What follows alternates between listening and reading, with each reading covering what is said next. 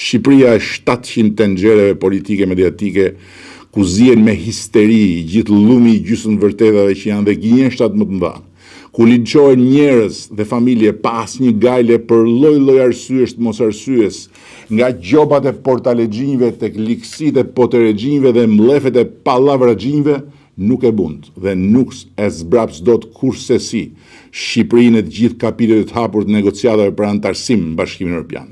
Shqipërinë turistike me aeroportin kryesor të rajonit që për të disatin vit dhe këtë vit ka lënë mbrapa aeroportin historikisht kryesor në Ballkan, atë të Beogradit. Shqipërinë e transformimit digital dhe të rritjes qëndrueshme ekonomike, ku paga mesatare ka arritur tani më në 830 euro.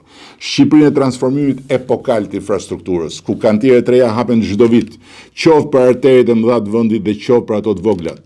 Shqipërinë e sovranitetit energjetik, e cila brenda këtij mandatit 4 do të jetë eksportuese neto energjisë dhe s'do të paguajë më as 100 darkë për të blerë energji jashtë vendit.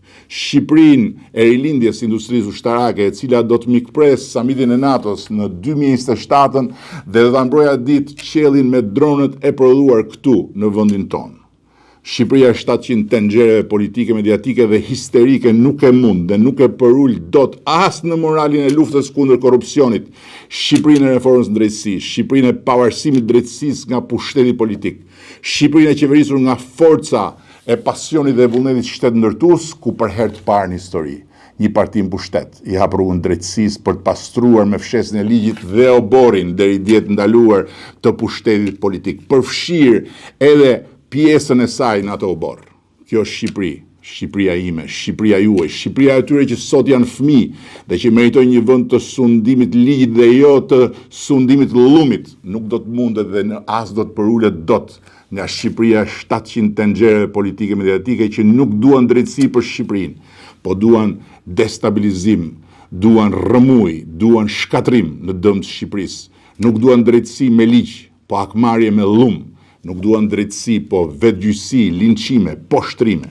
Ne do të vazhdojmë të luftojmë për drejtësinë që i ka munguar këtij shteti qysh në linjën e tij 100 e kusur vjet më parë. Ne do të vazhdojmë të mbështesim organet drejtësisë. Me gjithçka kemi në dorë për të bërë detyrën e tyre dhe do të mbetemi garantët e palëkundur të reformës në drejtësi dhe të pavarësisë drejtësisë nga politika, duke vazhduar të mbetemi zëri dhe forca më e madhe shqiptarëve për Shqipërinë që askush tjetër nuk e mbron dot si ne, nuk e ndryshon dot si ne, nuk e bën dot siç do ta bëjmë ne. Shqipërinë në Bashkimin Evropian.